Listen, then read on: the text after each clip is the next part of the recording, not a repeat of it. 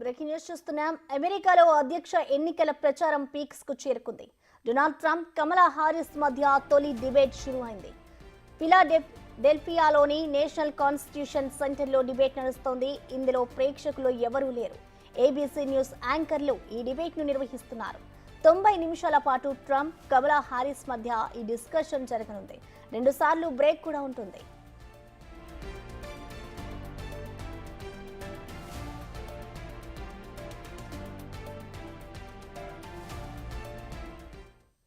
ఈ భేటీకి సంబంధించి మరిన్ని వివరాలు మా అమెరికా ప్రతినిధి లక్ష్మణ్ అందిస్తారు.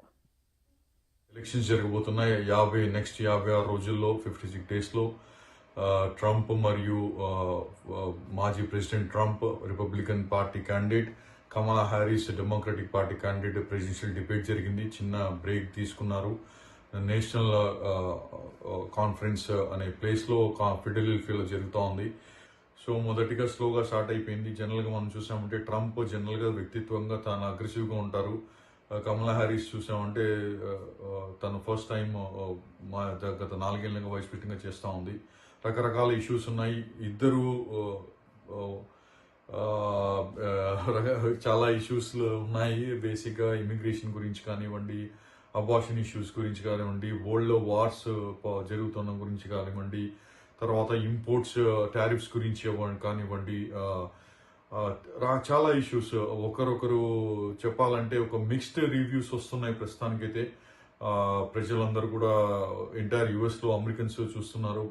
ప్రధానంగా మనం చెప్పుకోవాల్సిన విషయాలు ఏంటంటే, ఇక్కడ మెయిన్ సమస్యలు కోవిడ్ తర్వాత ట్రంప్ చేసిన 4 సంవత్సరాల్లో కోవిడ్ చాలా పెద్ద ఇంపాక్ట్ జరిగిందని చెప్పాలి. ట్రంప్ ప్రెసిడెంట్ చేసినప్పుడు దగ్గర కోవిడ్ 1, కోవిడ్ 2 రావడము ప్రపంచం అంతా. ఈ 4 ఇయర్స్లో కోవిడ్ తర్వాత బైడెన్ గారు ప్రెసిడెంట్ చేస్తూ ఉన్నారు.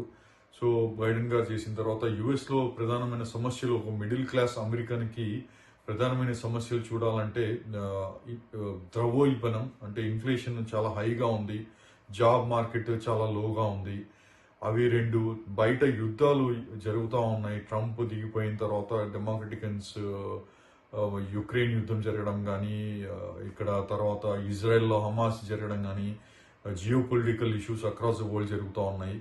ప్రధానంగా వీళ్ళిద్దరి మధ్యలో వాళ్ళ పాలసీస్, వీళ్ళ పాలసీస్ ఇద్దరు ఒక విధంగా చెప్పాలంటే ఎత్తిపోసుకోవడమే జరిగింది తప్ప, నేను ఇది చేశాను, నువ్వు అది చేసావు అని చెప్పి ఎత్తిపోసుకోవడం జరిగింది తప్ప, బేసిక్గా ఈ ప్రజలకి ఏమన్నా ఒరిగిందని చూద్దామంటే ఏమీ పెద్ద అవుట్కమ్ లేదని చెప్పుకోవచ్చు.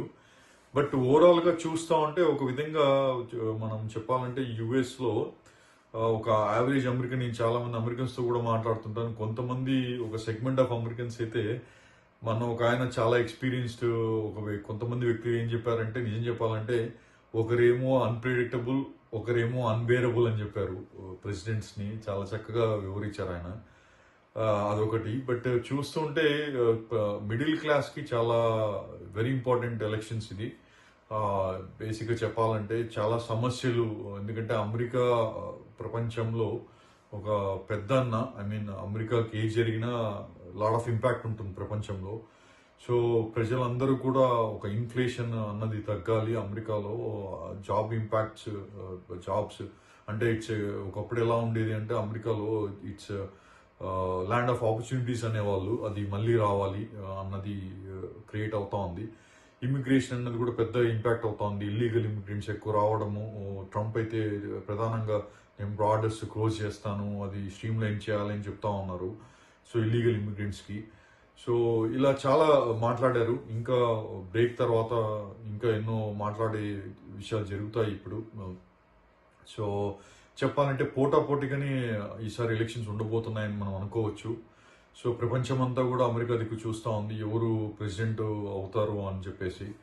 సో ఫస్ట్ వీళ్ళు ఎకానమీ గురించి మాట్లాడారు ఈరోజు టాపిక్స్లో. సెకండ్ ఇమిగ్రేషన్ గురించి మాట్లాడారు. థర్డ్ అబార్షన్ రైట్స్ గురించి మాట్లాడారు.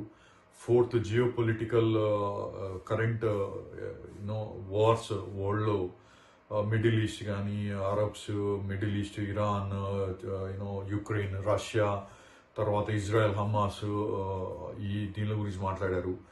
తర్వాత బార్డర్ ఇష్యూస్ గురించి మాట్లాడారు. ఒక్కొక్కటి టాపిక్స్ ఉంటాయి అన్నమాట. సో వాళ్ళకు ఒక టైం ఇస్తారు మాట్లాడమని చెప్పేసి. సో ఇవన్నీ ఇద్దరు ప్రెసిడెన్షియల్ క్యాండిడేట్స్ మాట్లాడారు. సో లెట్స్ సీ ఏం జరగబోతా ఉందో. సో ప్రజలు చాలా అమెరికన్స్ వాళ్ళ నాయకుడిని ఎన్నుకునే సమయం దగ్గర పడతా ఉంది. 56 డేస్ ఉంది, 56 రోజులు. సో మనం అందరం కూడా వేచి చూద్దాము ఎలాంటి నిర్ణయము ఇక్కడ ప్రజలు తీసుకుంటారని. సో ఓవరాల్గా స్మార్ట్ డెసిషన్ తీసుకుంటారని చూద్దాము. సో రకరకాల ఇష్యూస్ ఓవరాల్గా ఎవరు వచ్చినా కూడా ఇండియాకి అన్నది ఎలాంటి ఇంపాక్ట్ ఉంటుందని అడిగితే I think India is a growing economy. So మన ఇండియాకి ఏం పెద్ద ఇంపాక్ట్ ఉండకపోవచ్చు అని అనుకుంటున్నాను. బేసిక్గా మనకేం పెద్ద ఇంపాక్ట్ ఏమి ఉండకపోవచ్చు. మోస్ట్ ఆఫ్ ది ఇండియన్స్ ఇక్కడ వచ్చి స్థిరపడిన వాళ్ళంతా లీగల్ ఇమిగ్రెంట్సే. మనం ఎలాంటి ఇల్లీగల్ ఇమిగ్రెంట్స్ ఏమీ లేదు ఇండియన్స్కి ఇక్కడ. సో ఇక్కడ వచ్చి ఏమైనా ఇల్లీగల్ పనులు చేస్తే దానిపై ఇంపాక్ట్ ఉండొచ్చు, కానీ మోస్ట్ ఆఫ్ ది ఇండియన్స్ వచ్చిన వాళ్ళంతా కూడా లీగల్ ఇమిగ్రెంట్స్ కాబట్టి వాళ్ళకి ఏం పెద్ద ఇంపాక్ట్ ఉండకపోవచ్చు.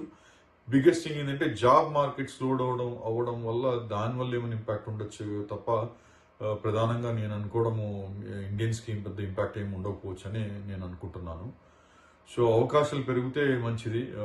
పెద్దన్న బాగుంటే 10 దేశాలు ఇంకా ప్రపంచం బాగుంటుంది, అన్ని దేశాలు బాగుంటాయి. మనము అంటుంటారు కదా, అందరు బాగుండాలని కోరుకుంటారు ప్రతి ఒక్క భారతీయుడు కూడా. So let's see how the debate goes. నేను బిగ్ టీవీకి రిపోర్ట్ చేస్తున్నాను. నేను మీ లక్ష్మణ్, న్యూయార్క్.